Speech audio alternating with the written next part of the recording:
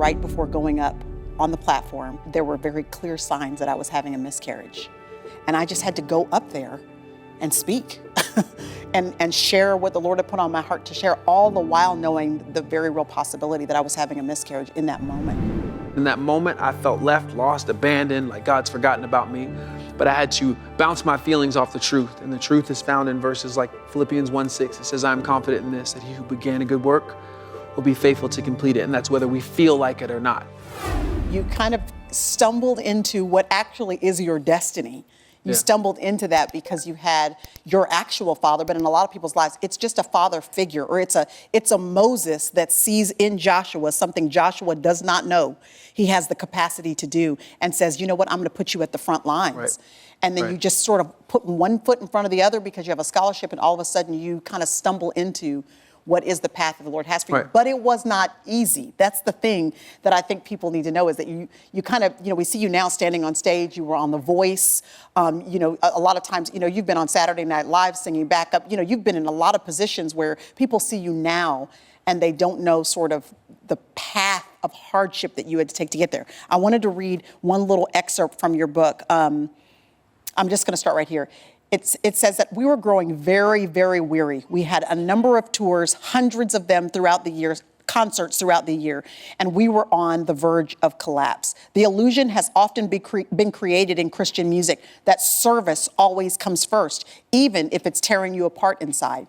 One day, after a string of back-to-back shows, I was feeling sick. My body was begging me to slow down, and I had gotten to that dangerous place where I was anxious, exhausted, emotional, and overwhelmed. Sick or not, I still had to unload a big old 18-wheeler, set up the stage, get dressed, perform like everything was great, tear the stage down, pack the gear back up into the truck, and hit the road. Then I had to do it all again the next day. I was sitting in the dressing room of one of the churches we were scheduled to perform at. I was quiet, kind of keeping to myself, and I guess my demeanor came off sour, like I didn't care. I wanted to be respectful and appreciative, but sometimes when you're hurt and dog-tired, things don't come out right. So the director marched up to me, stared me in my face, and told me I was worthless, lazy, and would never do anything or accomplish anything better than where I was at that moment. I sat there stunned, not knowing how to respond. I guess I was still super naive to think everyone in Christendom was soft-hearted and super nice.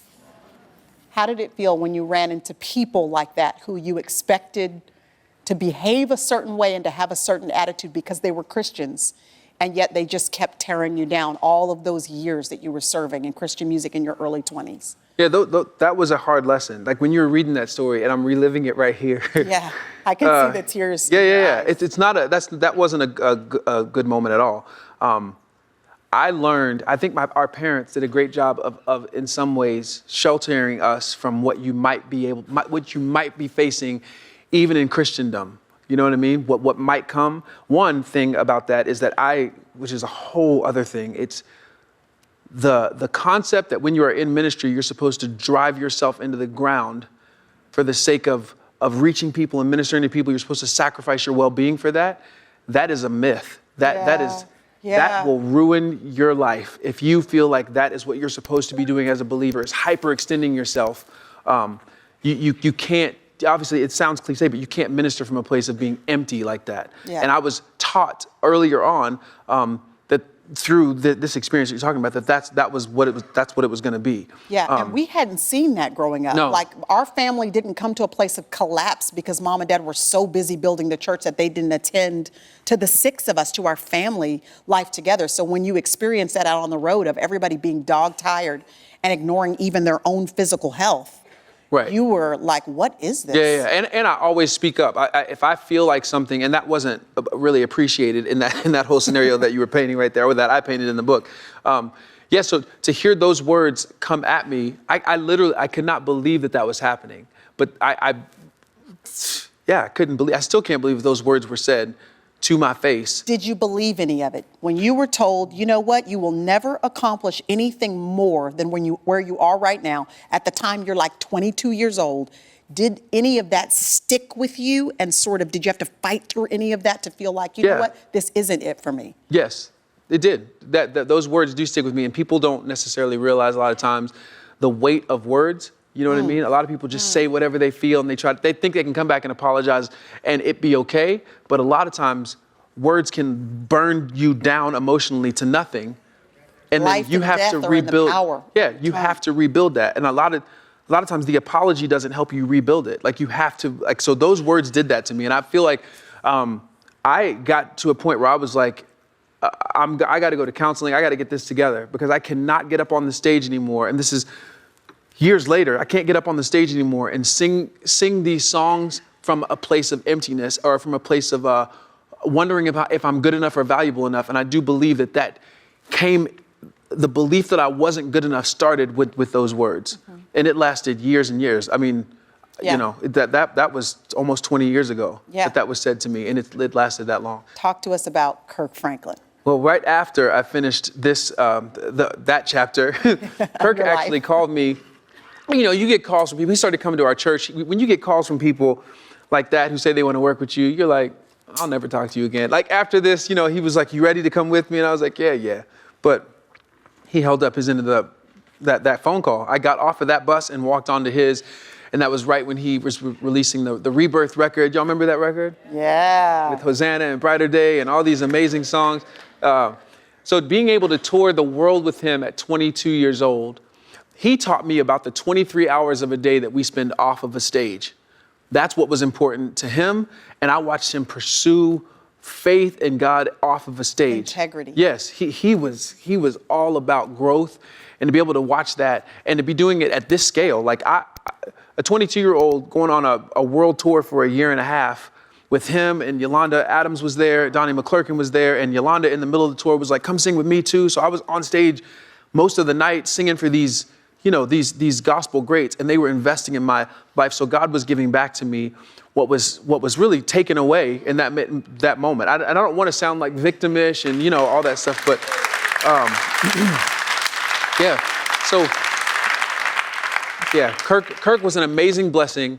That I mentioned that I got to a point though, having years of, you know, we're everywhere, anywhere you can think of. Royal Albert Hall, you talked about in London where you sang there. Yeah, my first event with him was in London, and Kirk, I come from this world of everything's, you know, planned, and you sing this note here, and Kirk is just all over the place and handed me a microphone in the middle of the middle of his event. I remember he handed me the microphone, and I was like, y'all know how Kirk does when he just hands a singer a microphone and goes, go at it, do the thing. And I didn't come from that, so I was like, what's wrong with you? You sick? You good?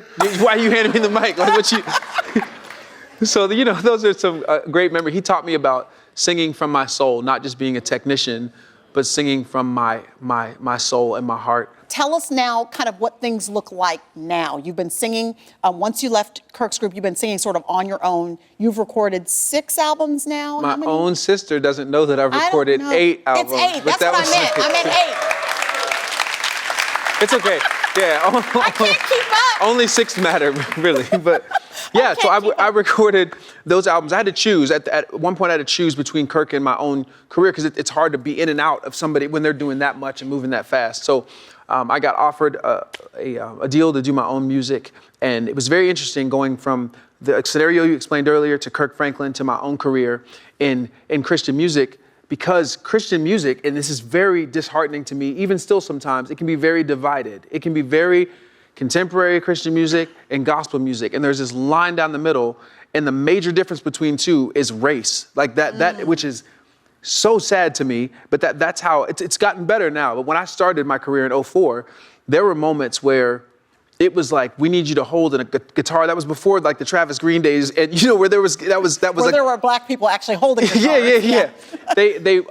And this is no disrespect to the people in my life. They just were like, in order to be accepted by, because I don't consider myself a gospel singer like that. Right. Like Tamala Mann is a gospel singer. You know what I mean? Right. So I'm more of I have a more pop sound with soul. But in order to be accepted on that side, I got into this world of the industry of the industry of ministry, which is a contradiction in and of itself. But that was another hard lesson I had to learn where I almost had to, I'm trying to say this in the best way without coming off crazy. Did you have to choose between being yourself and selling albums? Okay, there you go. Thank you, Priscilla Shirer. Nice way to ask. I had to I was at a place in my life and career, one, when I was miserable because I was defining success the wrong way. And I was having to manipulate who I was. And I wasn't having to, but I'm a kid, and 24 at that point. A kid. In the industry, and what do I need to do? Yeah. So I am manipulating who I am, putting on different sounds, changing my voice, not singing high, not doing runs, not doing all this stuff to be accepted. And I thought, what happens if one of these songs where I have manipulated my whole self becomes a hit and I have success? That means I have to sing this song I do not like for the rest of my life. And then after I sing that song and have a hit on the radio, I still then cannot go write a check for peace after having this hit song. Ooh. So success cannot be defined by number one on a radio station or everybody wanting you to come headline a festival. That cannot be success. And when I decided to redefine what success is to me and start chasing the peace and going, it doesn't matter if there are 10 people or 100,000 people. If I have chased peace and defined peace as a conduit by which I'm going to achieve success, that is when I actually found my calling. I chased opportunities that lined up with peace. And that is how my career continued to move. That's so great. That's so great. Because the reality is you have been at the big festival before. You've been on the platform where 20 or 30,000 people were in the audience for something you were invited to do. You've been on the television stations before, and you've been there and have wanted to just cry a river of tears because you're standing there in the position of success and you just felt complete turmoil on the inside. Right. We as a culture, a lot of times, especially in our country, our culture defines success by what do you have? Tangibly, what do I have? What can I hold in my hands that I have worked hard for and I got? There's nothing wrong with having things, but if that is the end all, then there's a problem. Yeah. Because then there's going to be a major problem. I believe in working hard, but I believe in working hard to attain peace first. Chasing am I doing what I'm called to do, and am I at peace? Yeah. And that is that's the definition. That's how I've had to define it. Yeah. That's great. Yeah. Also, so I don't want to jump ahead of you. No, you're about to jump ahead of me. Okay, but before you jump ahead, I do want to ask you a question about something you said. Okay. Because I think it's very interesting that we kind of sit here for just a second. That there's one of your albums, it might be 2 or 3 albums in where, it might be the second one, I think. It's the only one, I think, where you are not on the cover. You are on the cover, but your face is not there because the record executives wanted you to actually have a picture of yourself, but excluding your face so that people would not know you were a black man. Right. And not because they're racist, but because they thought if they cannot classify you, the buyer, the potential buyer can't say that's a white guy or a black guy. If they just are going to zero in on the music, then maybe there's a possibility here we can sell some records if we just exclude what you actually look like. Right. And I think in that, and that was the record that has sold the absolute least of all of the ones that you've had, right? Yeah. The one where you basically were instructed to hide yourself. Yeah. Yeah. That's what it was. And all those people are still, and again, I just want to protect them. You're honoring them. They mean well. They're the reason why I have a career, but in those moves, they called me before a book came out. They called me and apologized for that whole moment. They were like, we don't know what we were thinking. We are so sorry. There will never be another moment where we ask you to do anything like that. Yeah. But it's just sad to me that not everybody's not going to like every kind of music. That's right. But to go through those tactics with Christians, you shouldn't have to go through that. As we watch pop culture accept everybody and one station will play everybody's kind of music, but then on our side it's very it is divided. It's very divided. And you know what? It's so hard because we were actually at the Stellar Awards. We were invited to go there. Our family went together just for fun. And I remember you just whispering to me that it was kind of hard for you to be at the Stellar Awards. And the reason why was because there was a whole season of your life when you were younger and you're working in music and the industry and kind of building what it is that you felt like the Lord had entrusted you to do. And you weren't accepted necessarily in the gospel music industry. They didn't know what to do with you because your sound wasn't that. But then in the CCM, the Contemporary Christian Dove Award side, they didn't accept you there because you didn't quite fit in. So you were just trying to find your way, and all the while, did you just feel completely lost in all that? I felt completely lost, and I was starting from a place of those words you heard earlier of you're worthless and never going to do anything better than this. So I would think about that as opposed to thinking about what's crazy is that I learned one of the greatest lessons from somebody who's not necessarily a church singer. Her name is Christina Aguilera, and she was my coach on The Voice. She said to me, look, when I was this pop princess, everybody wanted me to do one thing, and I started doing another. And I was scared to death because nobody was doing that. Nobody was doing that. Everybody was just cute and pop, and I was doing something else. And in going my own direction, even though I didn't know where I was going, I had to realize that I was blazing a trail for me and everybody behind me by being myself. And she was just talking to me, and I was like, I'm getting this life lesson from Christina Aguilera, who has no idea right now that she's speaking into my ministry by saying those words to me. Be yourself. Yes, be yourself, and you will not only be blazing a trail for you, but everybody behind you who wants to be able to just use the voice in the way they want to use their voice. And I mentioned a little story in here. This book is a lot about a couple key things. It's just about obedience in certain areas where I've had to, it's like little steps of obedience a lot of times unlock our freedom. And I learned this lesson on a plane. I fly a lot, y'all, and I don't like to fly. I don't like it. And I got to the point where, the announcement comes on, buckle your seatbelt, put your laptop up, and I've stopped listening to that announcement. I know I need to listen to it, but sometimes I'm just doing my own thing, You rebellious, I was being a little bit rebellious. I wasn't in full worship leader mode that day. And the flight attendant came for the third time and was like, yo, you need to buckle your seatbelt. We need to go. And she didn't say yo. Is that what you're about to say? No, I was going to say, you holding up the whole flight. Yes, I'm holding up the flight. And by the last time, she got down in my face a little bit and was like, sir. Yes, you have asked us to take, this is what she said. She said, you have asked us to take you to a destination, but you are refusing to do this seemingly insignificant thing. But when you do that, we will be able to take off and take you where you asked us to take you in the first place. And she said, not only will we take off with you, but everybody who's with you will also get to go to the destination too. If you'll just do the little insignificant thing. So all the things that God's asked me to do a lot of times seem very insignificant as related to career or my life. But what I have to realize is that when we do the little seemingly insignificant things that God asks us to do, it will have us take off to the destination we've asked him to take us in the first place. And it won't just be us going, it'll be everybody who's with us that gets to go to the destination. Yeah, that's great. So that happens when you pursue your unique calling. Great. Yeah. That's really great. Yeah. So, I will say that one of the main questions, and by the way, look at that. I've just flipped right to that page of you and Christina Aguilera right there, because you talk about her in the book. Yeah. And just about. She's a sweet lady. Yeah, you said she's a sweet lady, and just the few things that in y'all's conversations that you had, how it sort of changed the trajectory of some of the things that you did. But one of the things as well that has really marked you, I would say, in a way that was a little bit sad at the time, but really has sort of, the Lord, as he does, has used to mold you into the guy you are today. And also, by the way, one of the main questions as a family that we get asked is about you being married. People are trying to figure out about this handsome man and why he might not be married. And so I just thought I'd bring that up because you do talk about a little incident that happened in that area of your life in the book. Talk a little bit about that, because that was a big deal. Yeah, it was a big deal. I talk about, I went through a period in my life where one of the hardest things I've ever done is go through a broken engagement and then have to get up on stage and sing about the faithfulness of God all in a 24-hour period.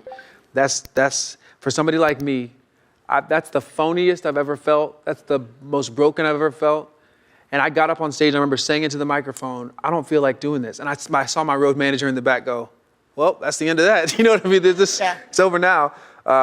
But that created a lot of issues in me. And she didn't create issues in me. That whole scenario created issues in me. So I want to protect her also. But yeah, ever since then, and I am a proponent of counseling. I've been in counseling since then. I have major commitment issues.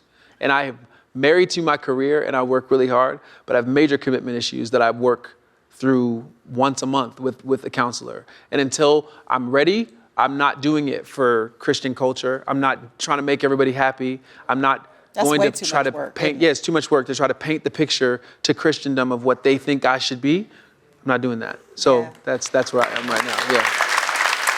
Do you think, as difficult as you said it was, and you said you felt phony and that sort of stuff, the day that you, in that 24-hour period, broke an engagement and you were standing on stage. Is there something redeeming about that, though? The fact that despite the difficulty, despite the broken heart, despite the frustration, you led worship anyway. Right. I always talk about that. I talk about the fact that I decided to sing anyway.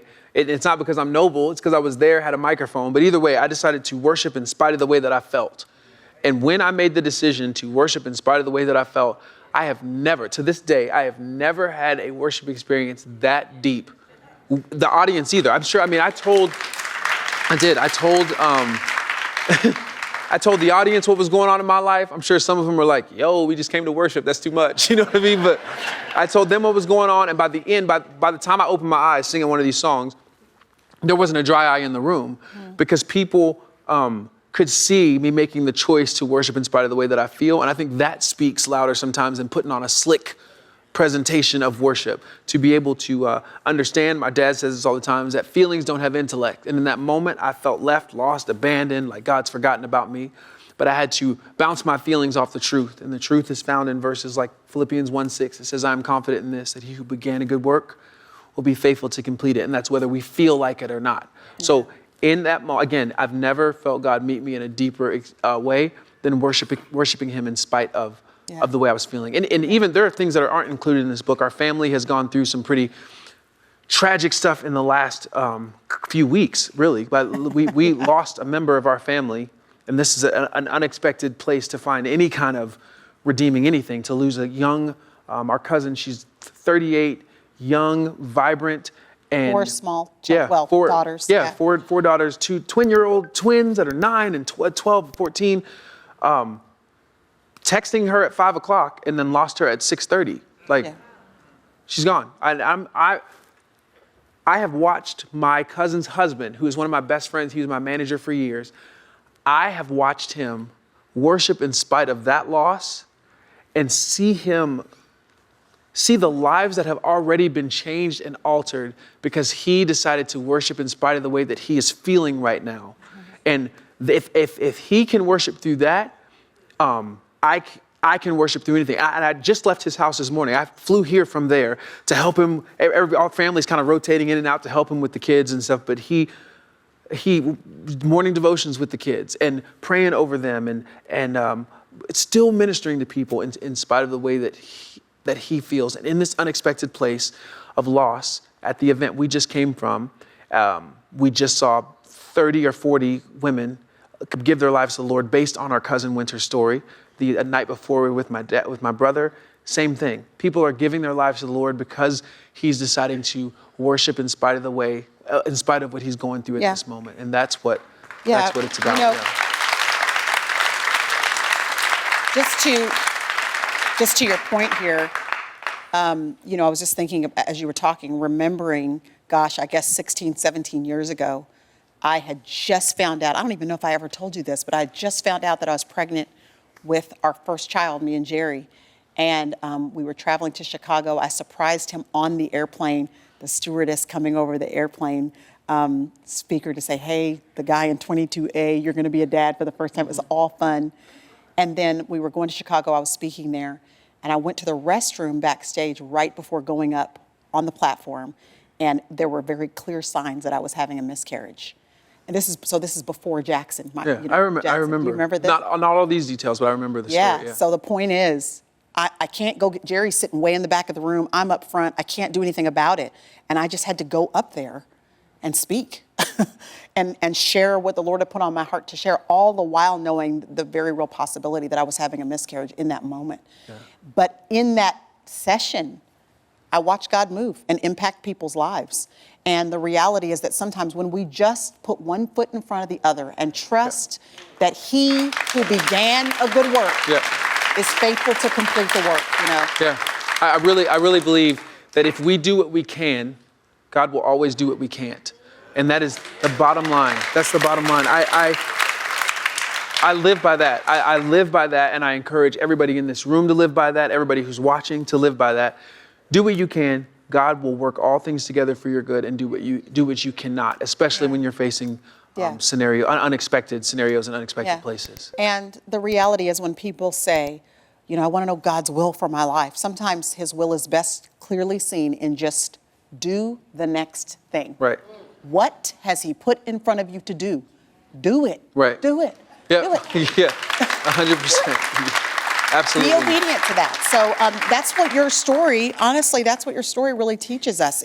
In so many places and seasons of life where you have chosen to be so honest with your struggle, with your internal struggle, with bouts of depression that you had to really kind of, as your family, we had to help to pull you out of. You had to be proactive and fight for yourself in those ways.